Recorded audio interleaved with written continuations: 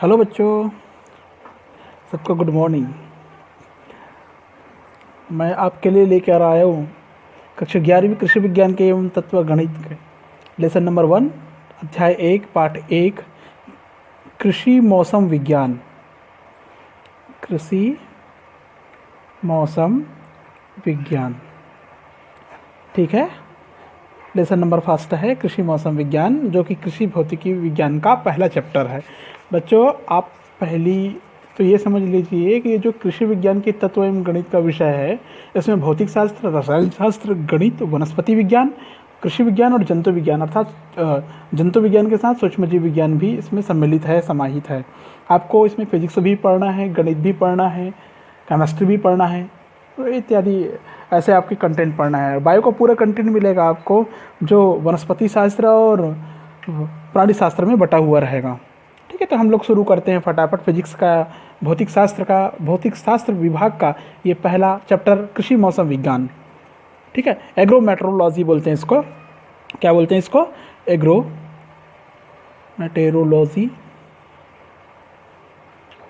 ठीक है, अंग्रेजी में ये कहते हैं एग्रोमेट्रोलॉजी। तो देखिए, हम लोग शॉर्ट डिस्क्रिप्शन से शुरू करते हैं। आप सभी जानते हैं कि किसी भी प्रकार के पौधे के बीज के अंकुरण से लेकर पौधे के पकने के समय तक मौसम और वायुमंडल की दशा पौधे को लगातार प्रभावित करते रहती है। अर्थात बीज के अंकुरण, किसके अंकुरण? बीज के अंकुरण से पकने तक, फसल के पकने तक मौसम, वायुमंडल की दशा पौधे को निरंतर प्रभावित करती है। अंकुरण से लेकर फसल पकने तक क्या क्या प्रभावित करती है? मौसम, वायुमंडल की दशा,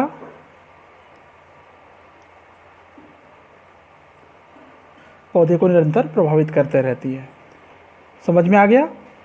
जब मौसम की दशा की बात करते हैं तो ये जानना जरूरी है कि मौसम की जो दशा होती है पौधों की भूमि से भोजन ग्रहण करने पर तथा पौधों पर रोग व्याधियों का आक्रमण करने पर तथा पौधों की वृद्धि पर सीधा प्रभाव पड़ता है। कहने से तात्पर्य यह है कि एक पौधा जितने भी प्रकार की जैविक क्रियाएं करेगा, उन सब में मौसम का, तापमान का, वायुमंडल का निरंतर और सीधा प्रभाव पड़ते रहेगा। समझ में आ गया? चाहे भोजन ग्रहण करे तब, दूसरे रोग, कीट वगैरह उस पर आक्रमण कर दे तब, पौधा वृद्धि करेगा तब और नहीं करेगा तब, सभी में मौसम, वायुमंडल की विभिन्न प्रकार की दशा लगातार इसको प्रभावित करते आई है और करते रहेगी। समझ में आ गया? अब हम लोग क्या करते हैं, अधिक उपज के लिए एक निश्चित मौसम, निश्चित जलवायु, निश्चित वायुमंडल दशा की खोज करते हैं। अर्थात हम लोग ऐसा कह सकते हैं कि अब अधिक उपज प्राप्त करने के लिए यह आवश्यक हो जाता है हमारे लिए कि फसल को उपयुक्त नमी, धूप, वृद्धि काल प्राप्त हो। क्या क्या प्राप्त हो? क्या क्या प्राप्त हो? क्या क्या प्राप्त हो जी? नमी, धूप व वृद्धि काल। कौन सा काल? वृद्धि काल। इसकी नितांत आवश्यकता होती है उचित और अत्यधिक पैदावार के लिए। उचित पैदावार के लिए। समझ में आ गया?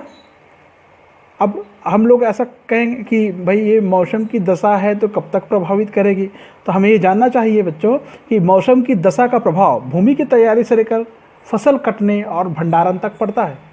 कहाँ से कहाँ तक पड़ता है? मौसम की दशा का प्रभाव भूमि की तैयारी से लेकर फसल कटने और भंडारण तक पड़ता है। समझ में आ गया होगा आपको? अर्थात हमें कृषि मौसम विज्ञान का अध्ययन करना जरूरी है। किसका अध्ययन करना जरूरी है? कृषि मौसम विज्ञान का। हाँ, कृषि मौसम विज्ञान का अध्ययन नितांत आवश्यक है। एग्रोमेट्रोलॉजी पढ़ने की ज़रूरत है। ठीक है, आइए हम शुरू करते हैं कृषि मौसम विज्ञान का, जो कि आप पढ़े शुरू में कि मौसम और वायुमंडल की दशा पौधे को हमेशा प्रभावित करती है। ठीक है, तो सबसे पहले हम लोग यही देखते हैं एटमॉस्फेयर क्या होता है। एटमॉस्फेयर क्या होता है? जानते हैं आप लोग एटमॉस्फेयर क्या होता है? क्या कोई बता सकता है एटमॉस्फेयर क्या होता है? सोच के देखिए कि एटमॉस्फेयर क्या होता है। ठीक है, तो हम इसको कवर्ड के रूप में पढ़ रहे हैं, आवरण के रूप में पढ़ रहे हैं। आवरण कैसे? तो हम लोग सीधे जाते हैं ब्रह्मांड में, आकाश में। आकाश में वायु का वह आवरण, किसका आवरण? वायु का वह आवरण जो हमारी पृथ्वी को चारों तरफ से घेरे हुए है। किसको घेरे हुए हैं? जो पृथ्वी को चारों तरफ से घेरे हुए हैं, उसे वायुमंडल कहते हैं। क्या कहते हैं? उसे वायुमंडल कहते हैं। समझ में आया? वायु का आवरण है पृथ्वी के चारों तरफ, पृथ्वी को घेर कर रखा है, इसे ही हम वायुमंडल कह रहे हैं। समझ में आ गया? अब बात आती है कि कितने दूर तक है। तो सीधी सी बात, पृथ्वी तल से, कहाँ से? पृथ्वी तल से 800 किलोमीटर की ऊंचाई तक। 800 किलोमीटर, ये अप्रॉक्स आता है ना, अप्रॉक्स मतलब इन अबाउट और लगभग, ऐसा बोलते हैं हम लोग, लगभग 800 किलोमीटर की ऊंचाई। ये ध्यान में रखोगे आप लोग, 800 किलोमीटर की ऊंचाई तक पृथ्वी तल से वायुमंडल का स्तर या लेयर पाया जाता है, इसे वायुमंडल कहेंगे। वायुमंडल को, वायुमंडल के संपूर्ण भागों को, पूरे भाग को, या वायुमंडल की पूरी संरचना को एक साथ हम 4 भागों में बांटते हैं। कितने भागों में बांटते हैं? 4 भागों में बांटते हैं। कौन कौन से भाग हैं? पहला देखिए, ट्रोपोस्फियर। कौन सा फियर? ट्रोपोस्फियर। ट्रोपोस्फियर किसे कहेंगे?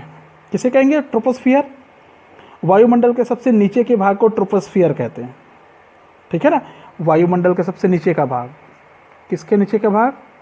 वायुमंडल के सबसे नीचे का भाग, सबसे नीचे। ठीक है, सबसे नीचे का भाग ट्रोपोस्फियर कहलाता है। ठीक है, उसकी परत को ट्रोपोपॉज बोलते हैं, ट्रोपोपॉज बोलते हैं। ठीक है, ऊंचाई की बात करें तो पृथ्वी की सतह से, किसकी सतह से? पृथ्वी सतह से 12 किलोमीटर की ऊंचाई तक होता है, 12 किलोमीटर की ऊंचाई तक। ठीक है, दूसरा लेयर आता है स्ट्रेटोफियर। स्ट्रेटोस्फियर, स्ट्रेटोस्फियर जो कि दूसरा लेयर होता है वायुमंडल का, ट्रोपोपॉज के ऊपर पाया जाता है। कहाँ पर पाया जाता है? ट्रोपोपॉज। अभी अभी आपने पढ़ा ट्रोपोपॉज, ट्रोपोस्फियर के लेयर को या स्तर को क्या पढ़ते हैं? ट्रोपोपॉज बोलते हैं। तो ट्रोपोपॉज के ऊपर, ट्रोपोपॉज के ऊपर, ठीक है, पाई जाने वाली संरचना को स्ट्रेटोस्फियर कहते हैं। ठीक है, इसकी ऊंचाई कितनी है? ट्रोपोपॉज से, ट्रोपोपॉज के ऊपर अब कितनी ऊंचाई है? ट्रोपोपॉज से लेना है ना ऊंचाई, 12.5 किलोमीटर के आसपास लगभग। कितना है?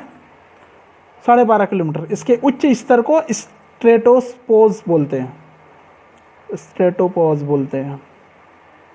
क्लियर है? तीसरा मेसोस्फियर या मेसोस्फियर। मेसोस्फियर, मेसोस्फियर में स्ट्रेटोपॉज या स्ट्रेटोस्फियर, स्ट्रेटोपॉज से 80 किलोमीटर ऊंचाई। कितने किलोमीटर ऊंचाई?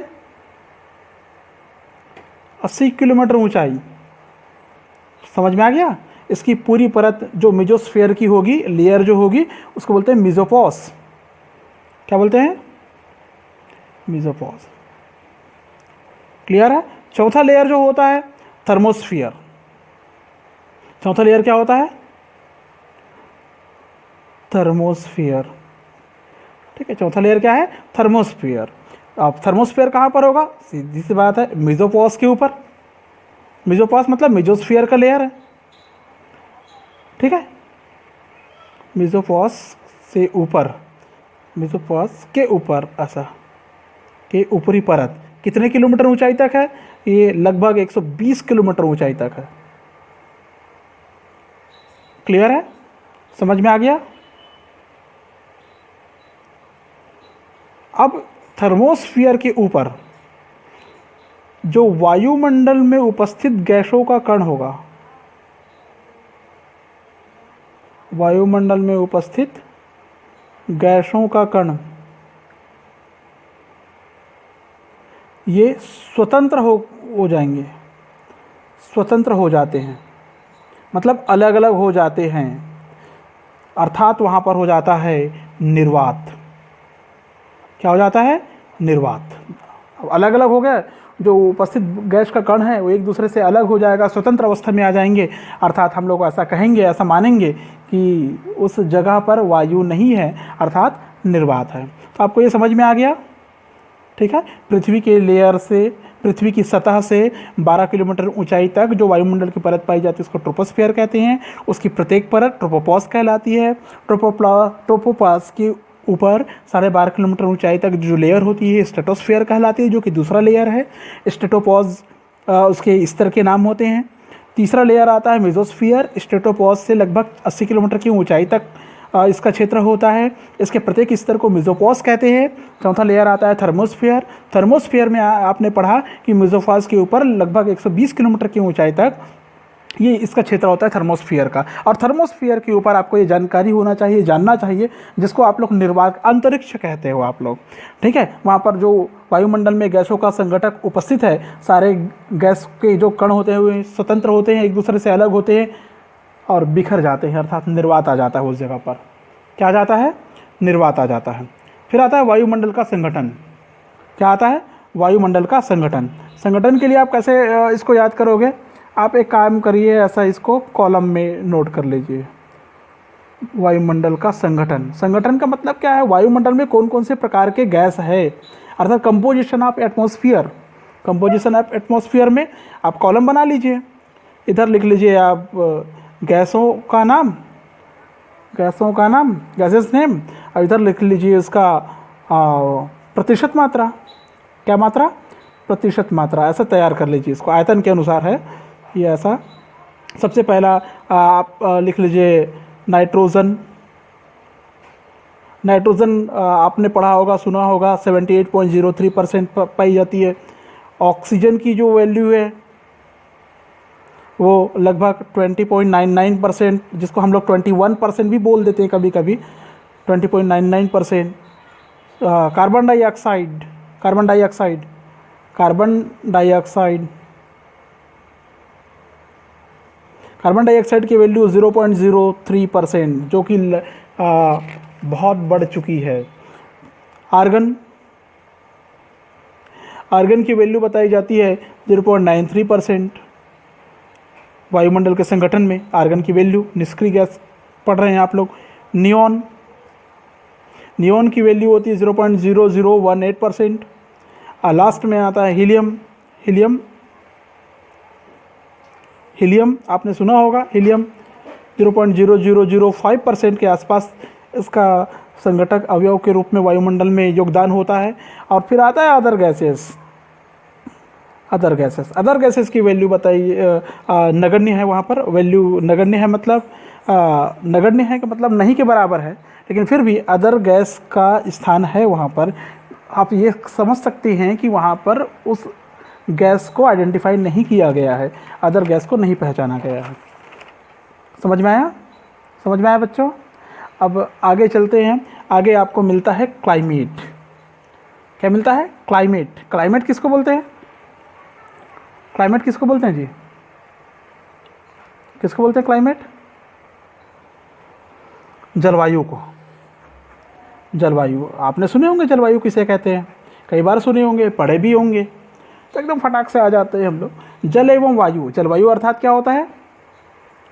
जल एवं वायु मिलकर बनाता है जलवायु। ठीक है। ये जो होती है जलवायु, मौसम की दीर्घकालीन अवस्था को प्रदर्शित करती है। किसकी अवस्था को? मौसम की दीर्घकालीन अवस्था को प्रदर्शित करती है। किसी भी प्रदेश की दिन प्रतिदिन के मौसम की दीर्घकालीन अवस्था को जलवायु कहते हैं। ठीक है ना। किसी प्रदेश की दिन प्रतिदिन के मौसम, दिन प्रतिदिन मतलब आज कैसा है, कल कैसा रहेगा, परसों कैसा था। ठीक है। इसके आधार पर एक आकलन करते हैं, आंकड़ा निकालते हैं, फिर बाद में ये कहा जाता है कि हाँ यहाँ पर जलवायु इस तरह की है। अर्थात किसी प्रदेश की दिन प्रतिदिन के मौसम, किसके? किसी प्रदेश की दिन प्रतिदिन की मौसम की दीर्घकालीन अवस्था को जलवायु कहते हैं। समझ में आ गया? ठीक है।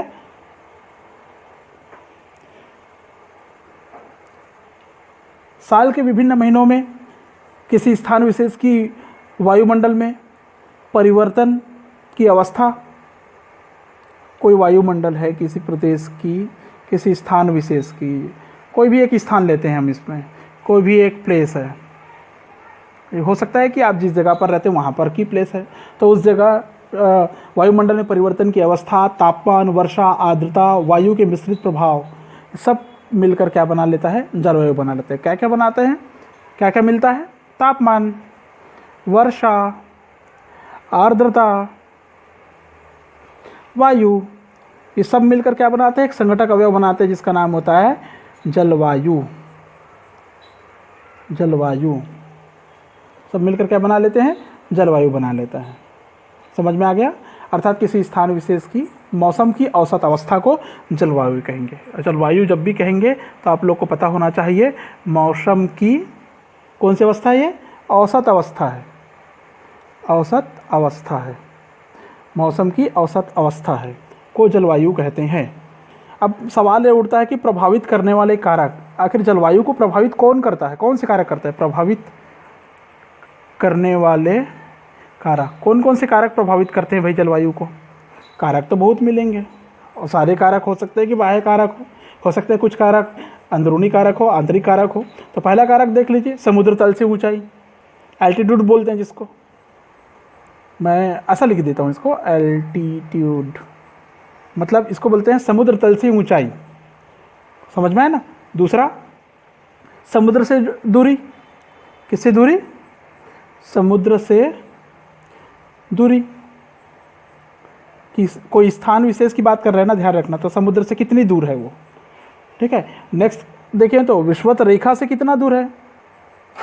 विषुवत रेखा से दूरी, विषुवत रेखा से वो स्थान कितना दूर है, ठीक है। चौथे में देख लीजिए आप लोग, हवा की दिशा पहाड़ों से समीपता। हवा की दिशा पहाड़ों से समीपता, कि पहाड़ के पास है या नहीं, पहाड़ों से समीपता। समझ में आ गया? उस जगह की वनस्पति, किस प्रकार की वनस्पति उगी हुई है वहाँ पर। आप लोग को पता है कि अलग अलग स्थानों पे वनस्पति का प्रकार अलग अलग होता है, अलग अलग होता है ना। भूमि की संरचना, कि मतलब किस प्रकार की मिट्टी पाई जाती है इसमें, भूमि की छाल और संरचना, इसमें ऐसा मिलता है, भूमि की छाल या संरचना। फिर आता है, ये हो गया जलवायु। समझ में आ गया होगा आपको जलवायु। फिर से रिपीट, मौसम की दीर्घकालीन अवस्था को हम लोग जलवायु कहते हैं। उसके बाद में आता है वेदर या मौसम। वेदर या मौसम, मैं पूछता हूँ कि मौसम क्या होता है। अभी आपके आसपास जो व्यवस्था है, मतलब जिस प्रकार का माहौल बना हुआ है, ये उस जगह की इस समय की मौसम को दर्शा रहा है, ठीक है। वायुमंडल के तापक्रम, हवा के रुख, वायु नमी के परिणाम और वर्षा आदि के प्रभाव को हम लोग मौसम कहते हैं। किसके किसके? वायुमंडल का तापक्रम, वायुमंडल का तापक्रम, वायुमंडल का तापक्रम, हवा के रुख, हवा के रुख की दिशा, किधर से बह रही है, किधर जा रही है। वायु में नमी, वायु नमी, वर्षा, इन सब को सम्मिलित रूप से कहते हैं हम लोग मौसम या वेदर। समझ में आ गया? समझ में आया? जैसा आप लोग को पता है कि मौसम जो होता है दिन प्रतिदिन बदलते रहती है, दिन प्रतिदिन बदलाव होते रहता है इसमें, ठीक है नहीं। आज हो सकता है बारिश नहीं हुई, हो सकता है कल हो जाए, आज ठंडी है कल गर्मी रह सकती है, इत्यादि। मौसम का मुख्य उद्देश्य क्या है? अर्थात मौसम का मुख्य उद्देश्य वायुमंडल में उपस्थित वायुमंडल के भौतिक अवयवों द्वारा उसमें घटित होने वाली विभिन्न घटनाओं का विश्लेषण करना होता है, ठीक है। मौसम का मुख्य उद्देश्य क्या होता है? फिर से रिपीट कर देता हूँ, सुन लीजिए, समझ लीजिए। मौसम का मुख्य उद्देश्य क्या होता है? वायुमंडल के भौतिक अवयवों द्वारा, भौतिक अवयवों, किसके भौतिक अवयवों? वायुमंडल के भौतिक अवयवों द्वारा। फिर से रिपीट कर रहा हूँ, वायुमंडल के भौतिक अवयवों द्वारा घटित होने वाले विभिन्न घटनाओं का विश्लेषण, घटित घटनाओं का विश्लेषण करना, घटित घटनाओं का विश्लेषण करना। मौसम की अल्पकालीन अवस्था को प्रदर्शित करता है, अर्थात मौसम कहलाता है। फिर से रिपीट कर देता हूँ। मौसम का मुख्य उद्देश्य होता है वायुमंडल में उपस्थित विभिन्न प्रकार के भौतिक अवयवों द्वारा उसमें घटित होने वाले विभिन्न घटनाओं का विश्लेषण करना होता है। अर्थात हम इस शॉर्ट में कह सकते हैं कि मौसम वायुमंडल की अल्पकालीन अवस्था को प्रदर्शित करता है। ठीक है, अर्थात हम कह सकते हैं कि मौसम की अल्पकालीन अवस्था को वेदर या मौसम कहेंगे। समझ में आ गया। प्रसिद्ध जलवायु विज्ञानवेत्ता ट्रिवार्थ के अनुसार, एक व्यक्ति था, वैज्ञानिक, एक साइंटिस्ट, मेट्रोलॉजी का, मौसम विज्ञान का, इन्होंने परिभाषित किया है किसी स्थान की अल्पकालीन वायुमंडल की दशाओं, किसी स्थान की अल्पकालीन वायुमंडल की दशाओं, समझ रहे हैं आप, किसी स्थान की अल्पकालीन वायुमंडल की दशाओं, तापक्रम, वायुभार, आर्द्रता, आर्द्रता व वर्षा के योग को मौसम कहा। इन्होंने मौसम कहते हैं। इसने किसको मौसम कह दिया कि ये किसी स्थान विशेष की अल्पकालीन वायुमंडल की दशा, कौन कौन सी दशा, तापक्रम कैसा है, वायुभार कैसा है, आर्द्रता कैसी है, वर्षा हो रही कि नहीं हो रही है, इन सबको मिलाकर मिला जुला रूप उन्होंने एक शब्द दिया मौसम। ठीक है। अब उसके बाद एक साइंटिस्ट और हुए, ब्लेयर नामक साइंटिस्ट ने क्या किया, वायुमंडल तथा उनकी उन सभी घटनाओं जिन्हें मौसम कहा जाता है का अध्ययन करने वाले विज्ञान को मौसम विज्ञान कहा जाता है। ठीक है, वायुमंडल, पूरा का पूरा वायुमंडल, और वायुमंडल में पूरा भौतिक कारक आ चुका है, याद रखना।